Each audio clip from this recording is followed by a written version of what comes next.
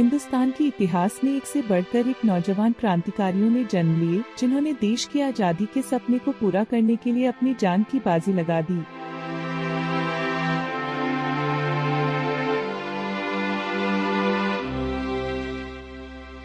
बदकिस्मत देश की आजादी का सुनहरा पल देखने के लिए जिंदा भी नहीं रहे। आज की किस्से एक ऐसे नौजवान क्रांतिकारी की जीवनी पर आधारित, जिन्होंने महज 18 वर्ष की उम्र में ही अपनी जिंदगी की कुर्बानी दे दी।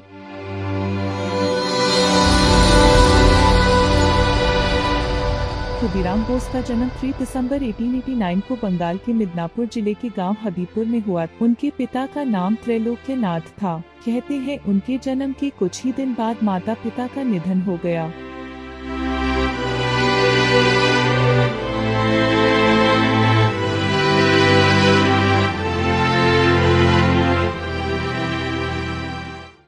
जिसके कारण खुदीराम बोस का पालन पोषण उनकी बहन के पास हुआ।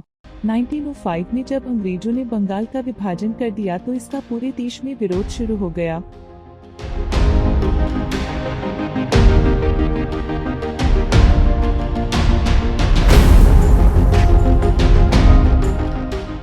खुदीराम पर इस विद्रोह का असर हुआ, जिसके कारण वो क्रांतिकारी सत्येंद्र बोस की अगुवाई में क्रांतिकारी बन गए। खुदीराम बोस जब स्कूल में पढ़ते थे तभी से उनके दिल में क्रांति की ज्वाला भड़कने लगी थी और हमेशा अंग्रेजी साम्राज्य के खिलाफ साम्राज्यवाद मुर्दाबाद नारे लगाते थे।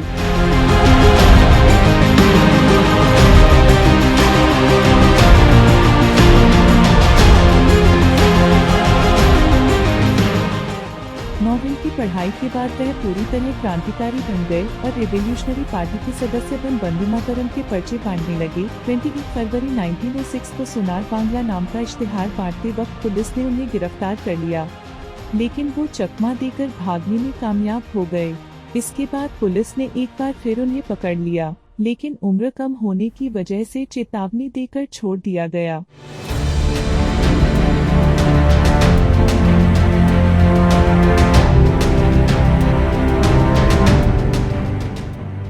6 दिसंबर 1907 को बंगाल के नारायणगढ़ रेलवे स्टेशन पर किए गए बम धमाके में भी उनका नाम सामने आया। इसके बाद एक क्रूर अंग्रेज अधिकारी किंग्सफोर्ड को मारने का जिम्मा सौंपा गया। इस काम में उनके साथ प्रफुल्ल चंद्र चाकी भी साथ थे। मजिस्ट्रेट को मारने के लिए बम कांड में अंग्रेज अधिकारी की पत्नी और बेटी मारी गई, लेकिन वह बच गया।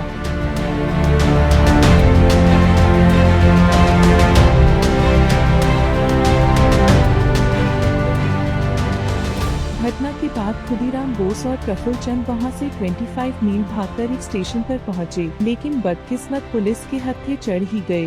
प्रफुल्ल चंद ने खुद को गोली मारकर स्टेशन पर शहादत दे दी।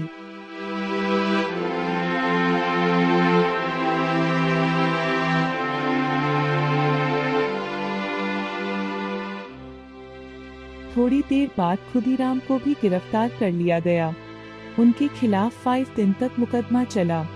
8 जून 1908 में उन्हें अदालत में पेश किया गया और 13 जून को उन्हें मृत्युदंड की सजा सुनाई गई।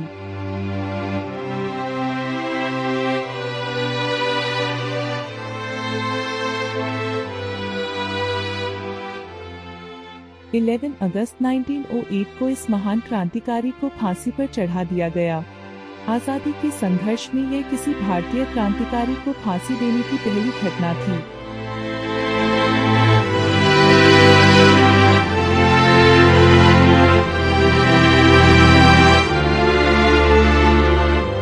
इस किस्से से जुड़ी कोई भी जानकारी हो तो हमें जरूर बताएं। नमस्कार।